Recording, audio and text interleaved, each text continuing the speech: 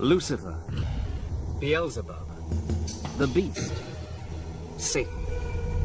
Hail, Satan. When you say Satan to me, I think God. He has been called many names. He has taken many strange and different forms. The idea of God's evil enemy has been around for thousands of years. And it's still as powerful as ever. Evil is real, and it must be opposed. But where did Satan's story begin? Where did he come from? And how did he become the Prince of Darkness?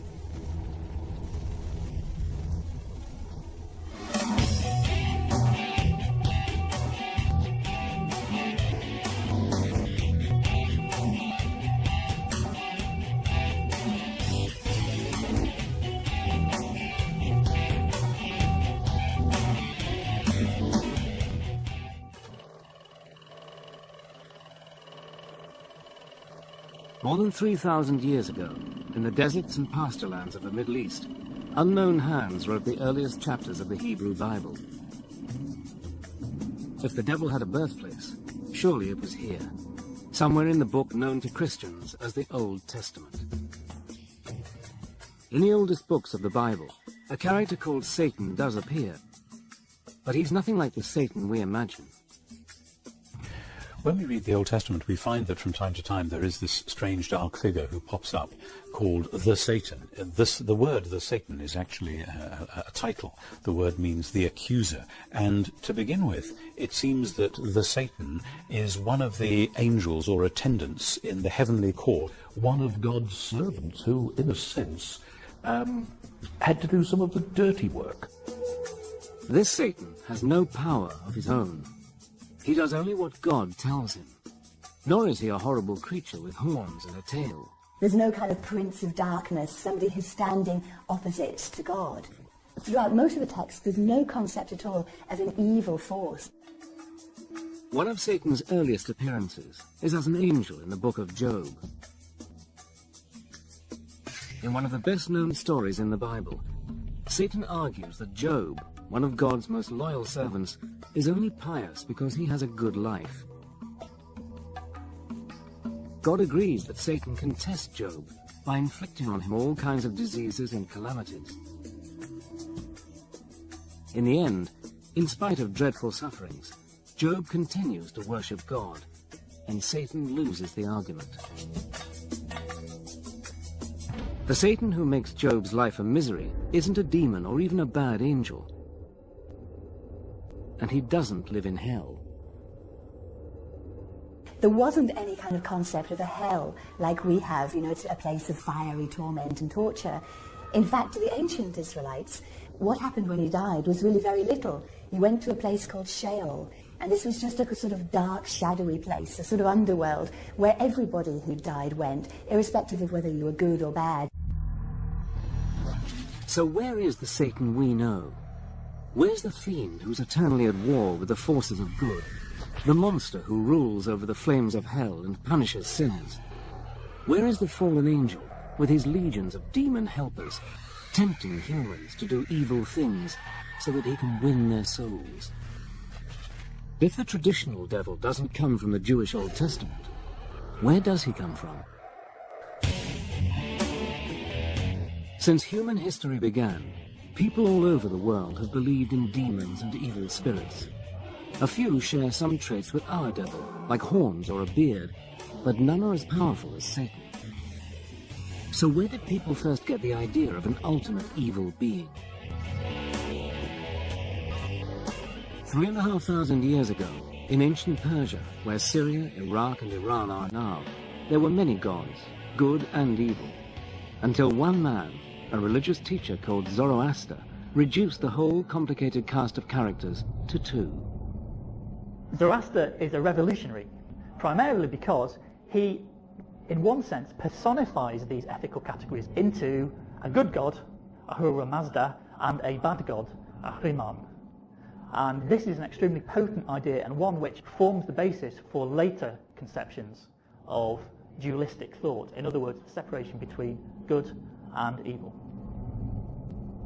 The good God is the all-knowing Ahura Mazda, the god of light and order. The evil god is Ahriman, god of chaos, darkness, and lies. In Zoroaster's teachings, the universe is a battlefield between the gods of good and evil, and every person on earth must take sides. After death, good people are rewarded in heaven, while sinners are punished in a dark and gloomy hell. It is one of those ultimate, rather attractive kinds of dualism, that this life is a struggle between good and evil, therefore choose good, between light and darkness, therefore choose light. Under the powerful Persian emperor Darius the Great, the teachings of Zoroaster become the official religion of the Persian Empire, an empire which includes the lands of Israel. The new Persian ideas about good and evil soon find their way into the Jewish scriptures. So we get a clear demarcation of what we would call Jewish ideas, okay, and we can spot the Zoroastrian ideas in the Old Testament. They are there, notions of heaven and hell. Okay? The beginning of actually seeing the devil personified as the fierce opponent of God.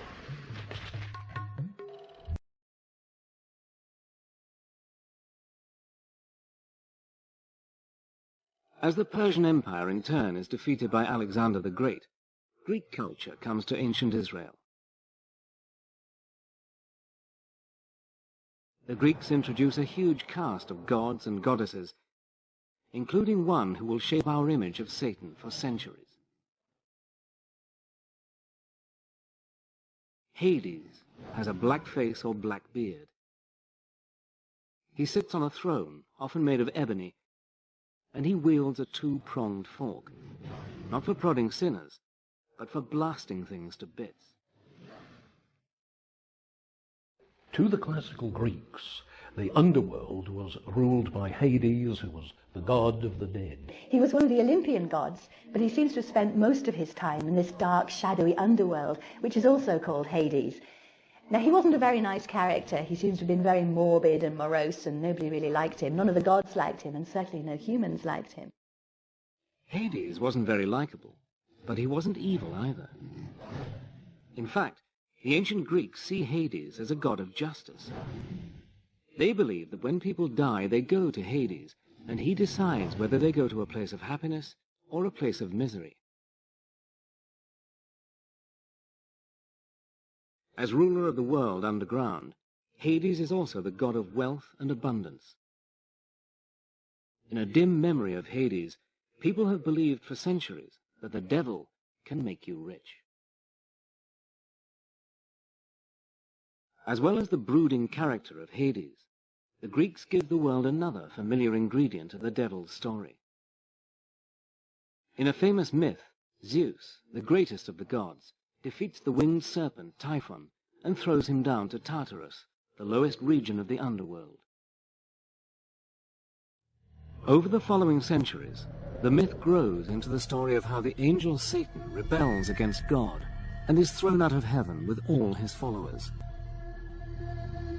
Satan's allies, the fallen angels, become his legion of demons.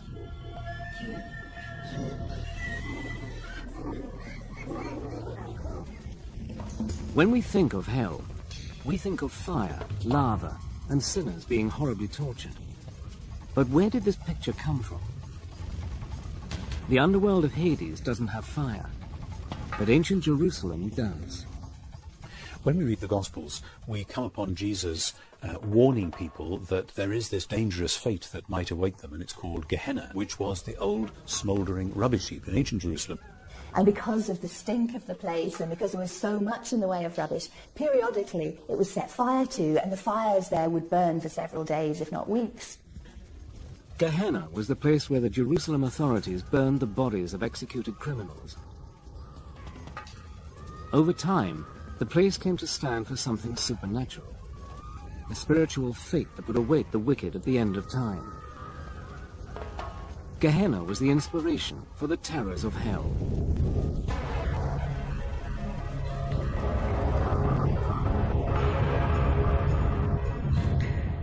By the time the Christian Gospels are written, towards the end of the 1st century AD, Satan has grown into a powerful figure.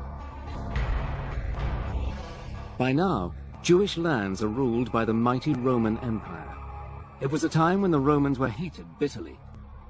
To many Jews and Christians persecuted by Rome, Satan is the evil force behind Caesar's throne. In the New Testament book of Revelation, the writer gives Satan one of his most mysterious names, the Beast, 666. The Beast could refer to the Roman Emperor himself. The author of Revelation says that the beast has a human number and it's 666. Now this has traditionally been seen as a reference to the Emperor Nero, and that's because if you take Nero Caesar in Aramaic and count up the numerical values of those letters, it comes to 666. The book of Revelation says that the devil was sent down by God into the abyss, where he will be locked up for 1,000 years. When he gets out, the end of the world will come. An apocalyptic battle will take place as good and evil fight it out to the end.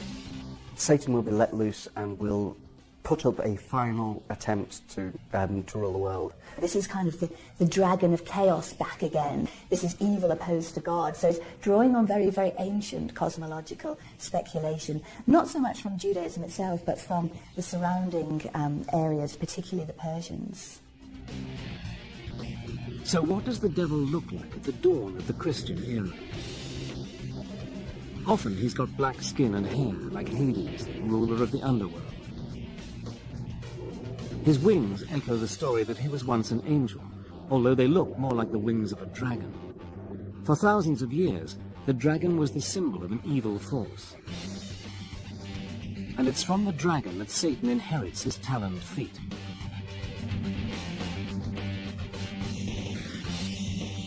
When Satan isn't being a dragon, he's a snake. The serpent, said to have tempted Eve in the Garden of Eden, has long been believed to represent the devil, although the scriptures don't actually say so. In fact, Christian leaders disagree, sometimes violently, about what the devil is like. But one thing they do agree on, he is busy working with and through their enemies. 4 centuries after Christ, a Roman emperor, Constantine the Great, converts to Christianity. Within a generation, the once persecuted religion is the official creed of the mightiest empire on earth. Christian bishops now have real power, backed up by the state, and they use Satan to help them keep it. Again and again, church leaders claim that those who disagree with them, especially other Christian groups, are working for the devil. As Constantine made it the state religion and the state church and an established religion, what Constantine and his immediate successors found hardest to put up with was heresy. Catholic theologians would have said that because heretics didn't believe the correct Catholic faith, they must be worshipping the evil one instead, God's enemy. The logic is relentless. It's us and them. If you're not with the church and the empire, you're with Satan. It's a short step for the church to demand that heretics be put to death. The first executions come 450 years after Christ. Over the following centuries, the numbers of people killed for supposedly working for Satan grows to many tens, possibly hundreds of thousands. Under the protection of the Roman Empire, the Christian religion grows quickly, but the bishops worry that the pagan gods are far too popular. Thousands of Romans still pray to the winged goddess Fortuna, the bringer of luck. But the most popular pagan god of all is Pan. Christian leaders see him as a serious threat who must be discredited. Let's think of the case of Pan and in Arcadia, and he becomes a sort of demon, whereas he was actually a very benign god of music and happiness and lovemaking and altogether to be admired, but becomes a goat-legged demon satire in the later Christianized versions of it. Satan now adopts Pan's best-known features. He becomes an ugly, leering beast with horns on his head.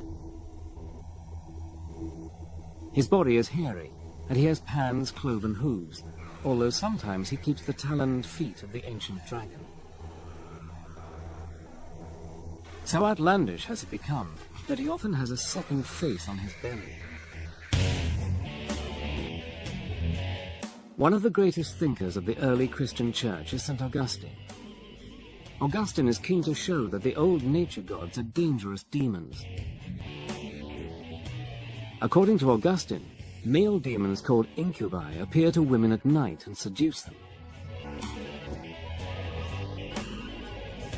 Even more disturbing for Augustine, saintly men could be visited in their beds by female demons called succubi and forced to do sinful things against their will.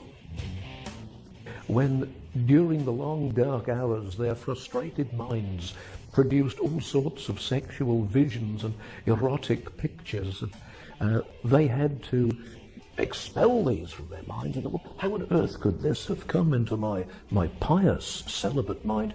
It isn't me. This is an entity. This is something downright evil.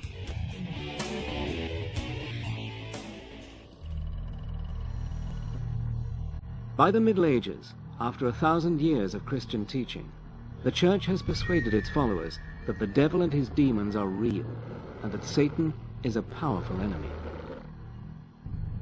The problem is that some Christians take the idea a lot further than the bishops want. Some branches of Christianity did see the world itself as created not so much by Satan but by a lesser evil god. And so for them, of course, everything to do with the world, with matter, with human flesh was seen in negative terms. We do find the emergence of something called Gnosticism. Gnostic Christians carried with them this very clear notion of a good God and a bad God. There's the good God who created everything spiritual, and there's the evil God who created everything physical, which means that everything that you can see or touch or sense with any of the five senses is actually coming from the evil God. One group which is taking enthusiastically to the Gnostic idea of good and evil is the Cathars of southern France. To the Cathars, all material possessions are evil and belong to the devil. For a church now wealthy and powerful, this is an uncomfortable, even dangerous teaching. The common people loved and admired them, called them les bonhommes, because they were healers. When the Cathars went around doing good, as they most certainly did, feeding the poor and healing the sick, so they were teaching people to avoid marriage, to avoid procreation, because all you will do, if you have a family, is to bring that new child into this decadent, evil, physical world where we should all be concentrating on spirituality. If you were Catharist, then you were actually in league with Satan. To question the church was to question God. Pope Innocent III announced a crusade against the Cathars. He tried to convert them back to Catholicism. That hadn't worked. The only thing he could do now was kill them. The crusade against the Cathars, launched in 1209, turns into a brutal 45-year war. At least 100,000 people die, partly for saying that Satan is even more powerful than the Church says he is.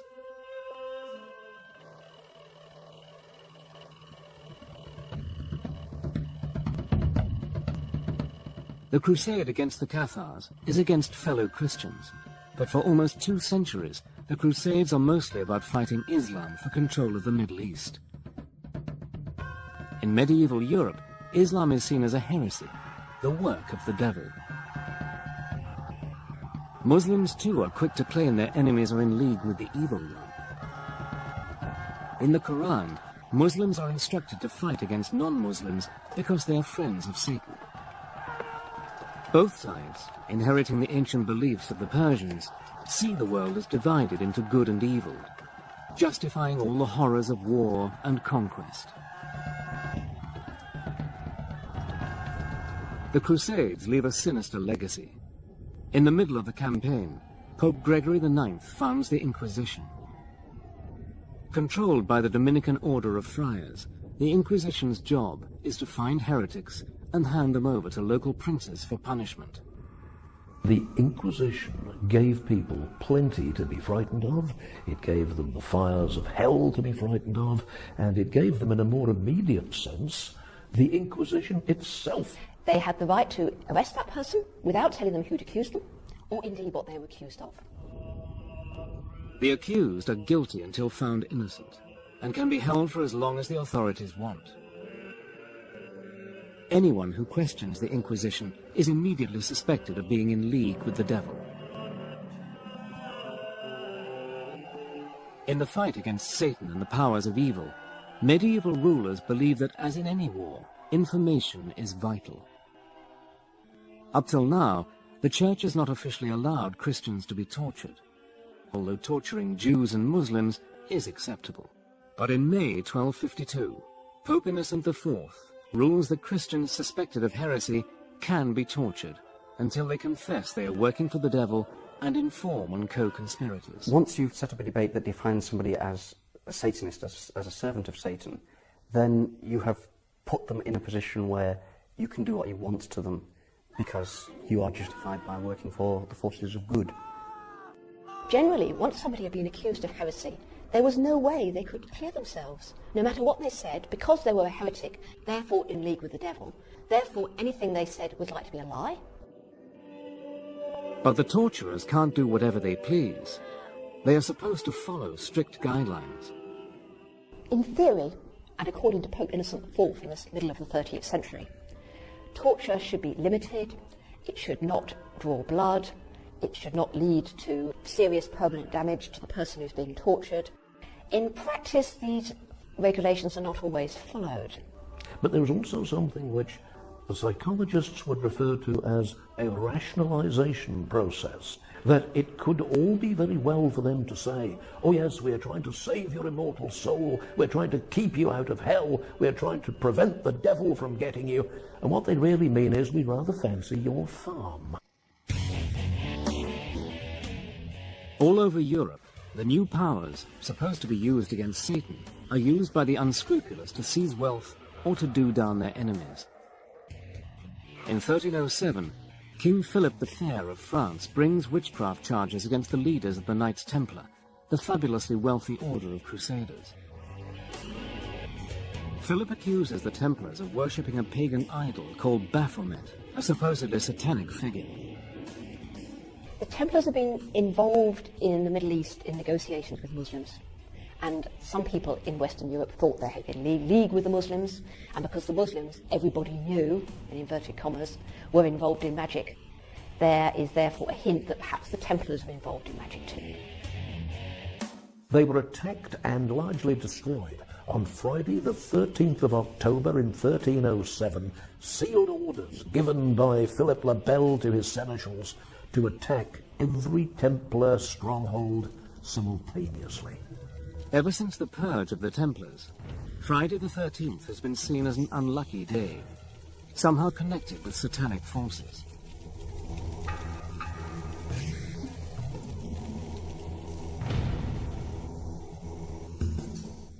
In 1320, the war against Satan is wound up another notch. Pope John the 22nd orders the Inquisition to target any kind of witchcraft, sorcery, or necromancy. A big worry is that unscrupulous priests who know how to drive out devils with the rites of exorcism might instead use exorcism to invite the devil in. Formulas, Latin formulas and rituals which can be used to command the demon. Now, once you've got a Latin formula that has power to command a demon, I could use that to command a demon to do my washing up, you know? I could use that power to command a demon to get this woman I fancy into bed. The necromancers are interested in using the formulae of exorcism to command demons to do other things that they are interested in. You know, a demon could make me rich. A demon could find some hidden treasure for me. Fear that necromancers and witches are all around, conjuring up demons and making pacts with the devil, sweeps across Europe. One of the first cases investigated by the Inquisition is in the Irish city of Kilkenny. In 1324, in a dispute over inheritance, one of the richest women in the town, Dame Alice Catela, is accused of witchcraft, heresy, and of having a demon lover called Robin. Alice Catela, a landowner in Kilkenny, who had several husbands, so had stepchildren brought a charge against her that she'd poisoned her previous husbands in order to obtain the land, and she poisoned or killed them otherwise through witchcraft. Alice manages to escape to England. Her unfortunate servant, Petronella, is tortured and burned at the stake. The campaign against necromancers, sorcerers, and witches lasts 300 years and kills between 60,000 and 300,000 people. The vast majority of the victims are women. Women were thought of as being more prone to the devil, more likely to sin, more likely to be led astray. They were also thought to be less intellectual than men. Women were seen as closer to animals. And part of this was that they were more susceptible to temptation, that they were more easily seduced by material gratification. As the Inquisition goes about its grisly business, rounding up suspects and interrogating them, many clerics and lay people worry that it's all guesswork. Perhaps they're missing even more witches than they're finding. But how can you tell who is one of Satan's helpers? What you need is a standard test. In 1486, 2 German Dominican monks publish a textbook for inquisitors called Malleus Maleficarum, the Hammer of Witches. The book contains a clever catch-22. Not only is witchcraft heresy, not believing in witches is heresy as well.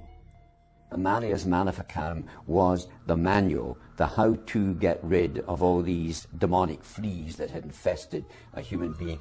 It was a book of what witches were, what witches did. Malleus Maleficarum tells the Inquisitor everything he needs to know. Witches have the mark of Satan on their bodies, a birthmark or a wart. They can fly by rubbing magical herbs on their skin, and they gather at Satan-worshipping ceremonies called Sabbaths. At these, they celebrate a twisted version of the Christian Mass, kissing the devil's rear end in a blasphemous act of homage. Certainly there was a fear at that time, which was why Malleus Maleficarum sold so many copies and ran through so many editions and is still in print. 30 years after Malleus Maleficarum was written, Martin Luther leads the Protestant Reformation, splitting the Christian Church in two. Each faction, Protestant and Catholic, claims the other is in league with the evil one. Both sides use Malleus Maleficarum to find Satanists, and not just in order to destroy them. Witch hunting is a kind of scientific quest. The idea is, if you can understand witches and the devil, you can fight them. The whole business of witch hunting is almost a sort of intellectual research project. I need to gather a bit more data about, what demons do. So I'm going to interrogate a few more witches to get a bit more data, and then I'm going to write it up in my book. The cutting edge of scientific inquiry. Right across Europe, hysteria about Satan sweeps Protestant and Catholic countries alike. In Scotland, James VI, one of the best educated kings in Europe, is so caught up in the craze, he writes a book about the devil and witchcraft. Called Demonology, James' book sets out to prove that Satan-worshipping witches are everywhere, and that they are the gravest threat to the security of the state. He surrounded himself with advisors, and mainly religious advisors, who would protect him from the demons that he feared so much. He saw it everywhere. Well, James was certainly quite militant about this, and he thought he was fighting a war. Even as James leads the fight against the devil and the forces of evil, the devil is helping James to keep his crown. James can always point to the figure of Satan and say, if it weren't for me, Look who would be ruling in my place. Although this is quite frightening, it's also in a way quite gratifying for James. One of the witches who was interrogated was asked, why is the devil attacking our king? And the witch who was confessing allegedly answered, this is what was recorded anyway in her confession, the devil is doing this because King James is the greatest enemy that the devil has in the world.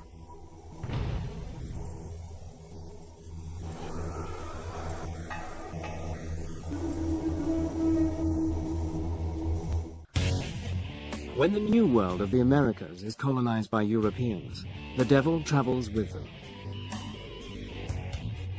The Puritan colonists who arrived from England in the late 1600s are strong believers in the power of Satan. They're convinced that everyone who isn't a Puritan is controlled by the devil, and that women are especially susceptible to Satan's powers. They had established what might be called Puritan communities, and were looking to build a great example for the rest of Christendom. If you were enjoying yourself, or if a group of you were singing or dancing or having a drink, then those who were opposed to that kind of fun were quite certain that Satan was filling the glasses for you. In 1688 in Boston, an Irish laundrywoman called Mary Glover is accused of bewitching the children of one of her customers. Proof of her pact with the devil includes several rag dolls found in her house. Mary Glover was Irish and a servant. Her first language was Gaelic, and one of the tests to prove that you weren't a witch was to speak the Lord's Prayer. The linguistic difficulties meant that she couldn't speak the Lord's Prayer without, as they saw it, blaspheming. She was hanged as a witch in 1688.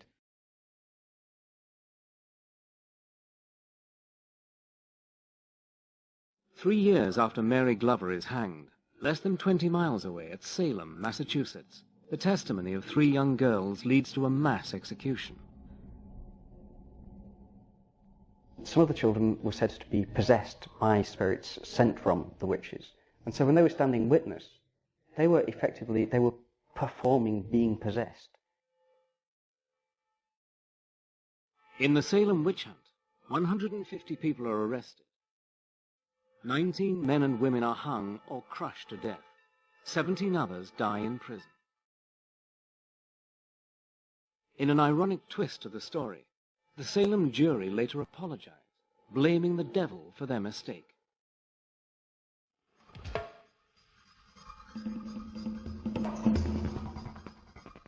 By the 1700s, the witch craze in America and Europe is almost over. A new, more scientific view of the world is gaining ground. Modernism, as the project that we get from the 18th century Enlightenment, actually banished religion, superstition, and all of that, and just said that that belongs to the Dark Ages. We're now in the modern world. We believe in facts. We believe in science. And if you want to be religious, that's a private option which you can go and practice somewhere else.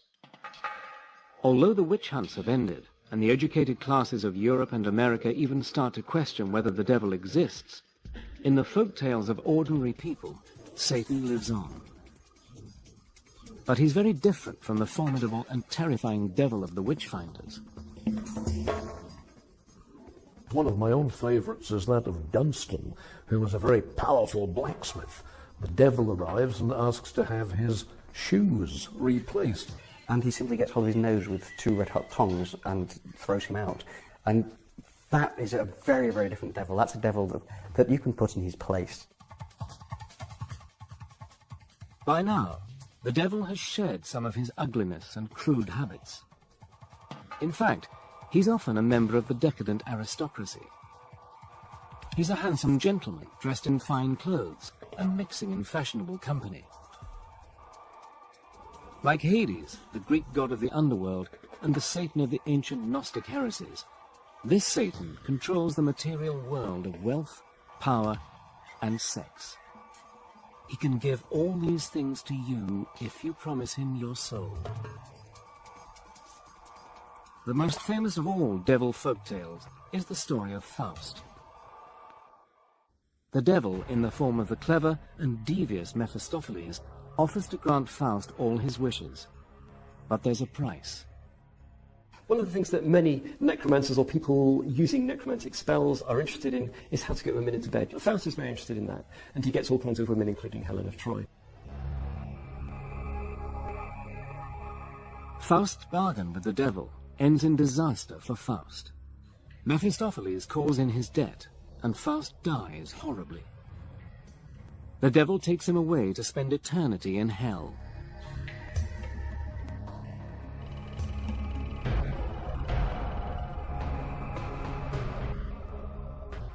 As the power of religion fades, and the age of popes and kings gives way to the age of revolution and democracy, a new devil arrives on the scene. This devil is utterly different from the treacherous fiend of Christian tradition. He is a tragic and lonely figure, a hero battling against tyrannical authority in the shape of a cruel and overbearing god. Satan is now a brave and handsome rebel. And so you get a kind of romantic view of Satan as not really a villain or an evil person at all, but the opposite of that. Satan is a good guy who's challenging the boss. In the age of Romanticism, we find the poets, particularly like Byron, creating a Byronic hero who is somehow dark and sinister and has a past. And so, far from being something to shun and something to fear, the devil is admired.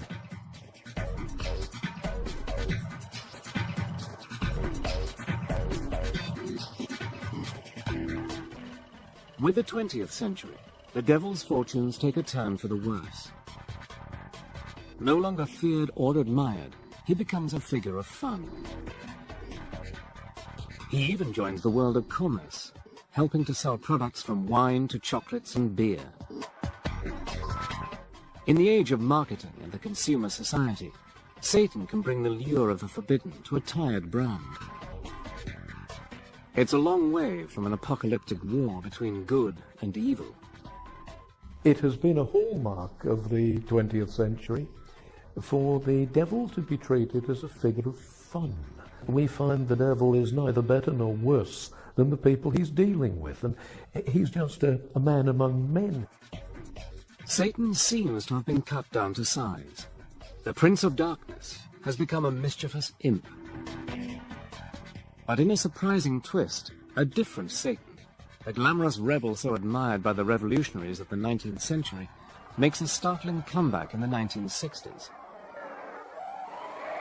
There was a strong sense of rebellion against everything that anointed the Western political power structure. And it was Christian, it was capitalist, it was warmongering.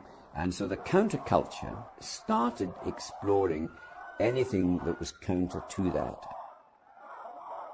In 1966, occult showman Anton LaVey founds the Church of Satan in San Francisco.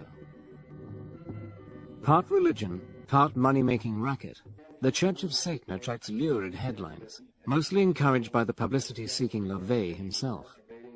We believe in greed, we believe in selfishness, we believe in all of the lustful thoughts that motivate man, because this is man's natural feeling. He called himself Anton Sander LaVey of Romanian descent, but the truth of the matter is he was Howard Stanton Levy, who was born in Cook County, Illinois in 1930. He held these weekend lectures and witch circles in his house, and people would come in and pay their $2 a head.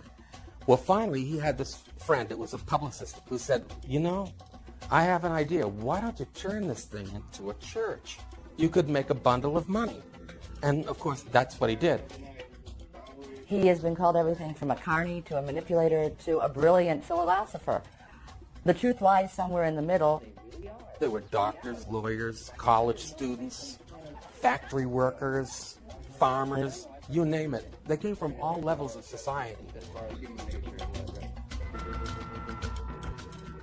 In spite of the invented rituals, mostly staged for the cameras, neither LaVey nor his followers believe in a real devil.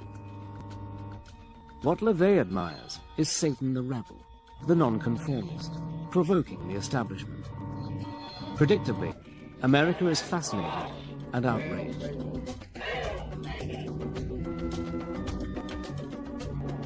In 1967, the 60s fascination with the occult, spearheaded by LaVey's Church of Satan, gets a powerful boost from Hollywood. The film Rosemary's Baby, a dark tale of devil worshippers in Manhattan, is a massive and unexpected hit. In Roman Polanski's masterpiece, the heroine's innocuous neighbors are part of a satanic conspiracy to help the Prince of Darkness father a child who will rule the world. In Rosemary's Baby, Satan triumphs in the end. But the Christian backlash to the story comes in the 1973 blockbuster The Exorcist. This time, the devil, who has possessed a young girl, is defeated by the forces of good in the shape of two priests. The old belief that women are especially susceptible to satanic influence is revived 2 centuries after the Salem witch trials. We would be seriously in error if we were to underestimate the power of Hollywood. I think the biggest impact was probably around the time of The Exorcist. I know many people I've talked to about the movie, especially those raised in a Christian household, who are very frightened by it, very upset. It's the war between good and evil, but evil is in a whole new dimension, and it's very personal. It made being possessed almost fashionable. That the numbers of people who were seen to be possessed just took off. I've been invited to exorcise people who were convinced they had a demon, and you will get people who put them through it, and it can be very violent and very dramatic and very expressive, but it can really flip someone into serious ill health. Hollywood's discovery that fortunes can be made with stories of possession and devil worship stokes the fires of a paranoia that has lain dormant since the days of the witch trials. In the 1980s, stories about a vast conspiracy of organized Satanists sweep the media. Known as the Satanic Panic, Christian groups allege mass satanic abuse of children and tens of thousands of kidnappings. Part of the Satanic Panic started with accusations of satanic ritual abuse. Groups of people who declared themselves as Satanists were believed to be taking people and children and damaging them. There were all kinds of dark suggestions about children disappearing and about child sacrifice and ritual murder. Although hundreds of people are arrested and imprisoned, when the FBI finally launches a full-scale investigation in the United States, it concludes that the satanic abuse allegations are all groundless. One of the horrifying things about human nature is that it lends itself to hysteria. You get it in all periods of history. I think you get it much more virulently nowadays because one of the most potent instruments for spreading hysteria is the modern telecommunications industry. If members of satanic religions mostly don't believe in a supernatural devil and don't pray to Satan, what does the devil represent? Some Satanists claim the devil stands for a spirit of change. A lot of people are frightened by the term Satanism. A lot of people automatically think that Satanists are bad people. They should be no more scared of a Satanist than they should be scared of anyone else they meet. You know, what Satanism means to me is opposition and balance. Alternative thought, playing the devil's advocate.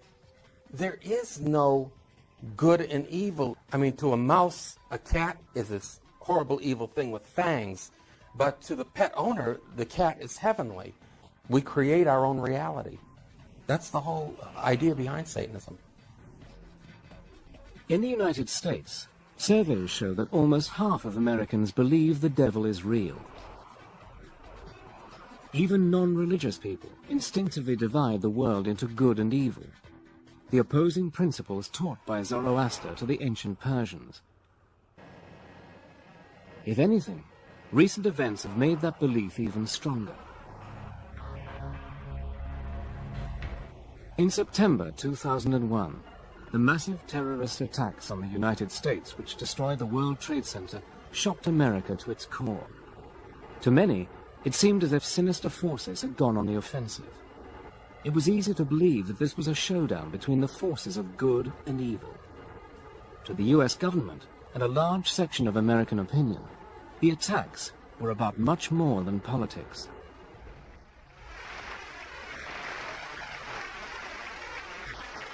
We've come to know truths that we will never question. Evil is real, and it must be opposed. You're either with us or you're against us. And if you're against us, by and large, you're going to be working hand in hand with Satan. It was Reagan that talked about the evil empire. Bush talks about the axis of evil. It's classic, ancient, dualistic thinking. In the wake of the 9/11 attacks, President Bush gave the job of catching Osama bin Laden, the man responsible for the atrocity, to Lieutenant General William G. Boykin.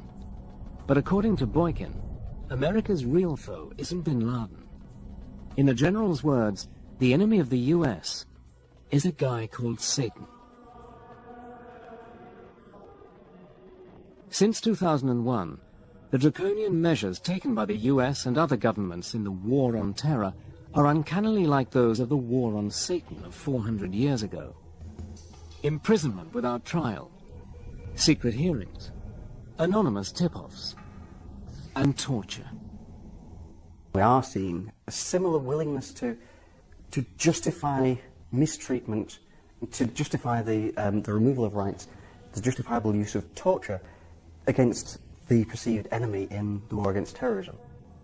If you're fighting a war against evil, what begins to happen, I think, is that you end up by turning into the evil that you're fighting. Controversially, President Bush called the invasion of Iraq a crusade. The similarities with the historic crusades against heretics are striking. They include a belief on the battlefield that the enemy are not just military opponents, but agents of pure evil.